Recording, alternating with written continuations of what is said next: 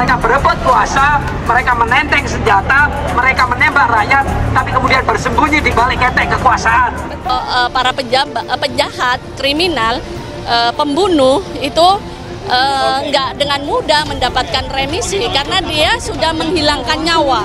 Dan ini kan proses ini dimulai dari pemerintahan-pemerintahan sebelumnya, bukan hanya di pemerintahan pada saat Pak Jokowi.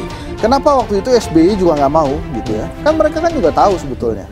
Apabila ditemukan fakta baru, maka Polri pasti akan melanjutkan penyidikan itu.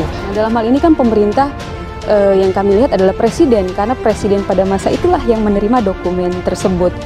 Jadi memang ada pilihan sulit di sini. Sebagai kepala negara dan kepala pemerintahan, SBY waktu itu merasa nanti dulu deh. Nah, buat saya tetap secara konstitusional presiden yang harus tanggung jawab.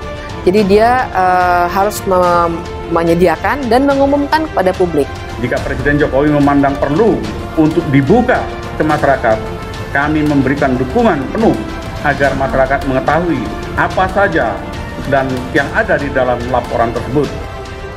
Kalaupun misalnya tidak ketemu ya dengan segala alasan yang menurut saya menunjukkan tidak profesionalnya penyelenggara negara kita, maka dia kemudian harus memerintahkan bawahannya untuk mencari sampai ketemu yang resmi. Nah, ketika tidak ada pencatatan di Kementerian Sekretariat Negara, itu kan seperti kelalaian dari pihak yang berwajib.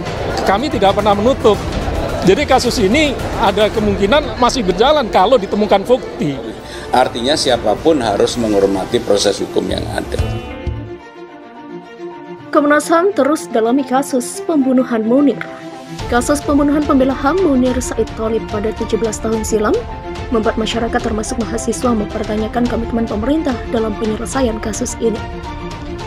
Dalam diskusi publik menagih utang Jokowi dalam kasus Munir yang dilaksanakan BEM Universitas Brawijaya melaksanakan secara daring pada Jumat 10 September 2021.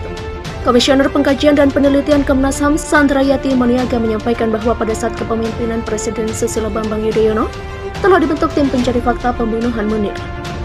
Sandra menjelaskan beberapa hal yang telah dilakukan oleh Komnas HAM pada 2009 berdasarkan keputusan Ketua Komnas HAM nomor 04D Komnas HAM 2/2009. Komnas HAM membentuk tim majelis eksaminasi terhadap keputusan bebas Muhdi PR oleh Pengadilan Jakarta Selatan. Tim eksaminasi ini terdiri dari Sutandio, Wingjo Subroto, Mau Zakir, Frans Hendra Winarta, Fajrul Fala, dan M. Rudi Rizky. Selanjutnya pada periode keanggotaan 2012 sampai 2017, tepatnya pada tahun 2014, Sandra menerangkan bahwa Komnas HAM juga membentuk tim kajian hukum kasus pembunuhan Munir yang dipimpin oleh Komisioner Pengkajian dan Penelitian kala itu Roy Hatul Aswida.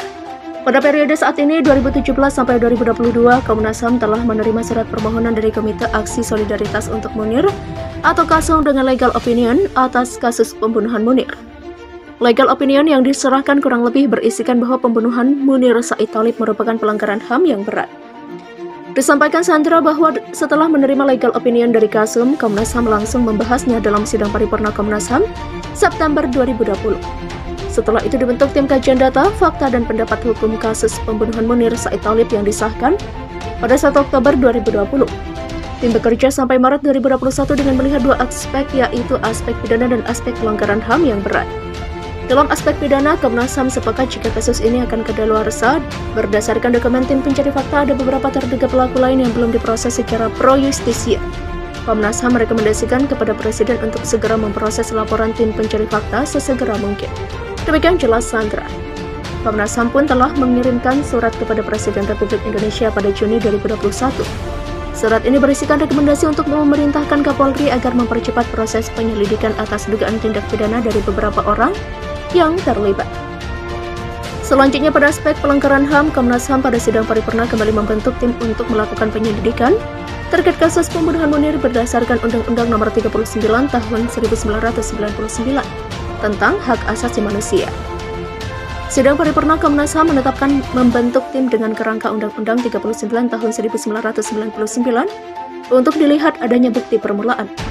Tim dipimpin oleh Komisioner Komnas HAM BK Ulung Hapsara dengan anggota yaitu Komisioner Muhammad Khairul Anam dan saya sendiri. Demikian terang Sandra.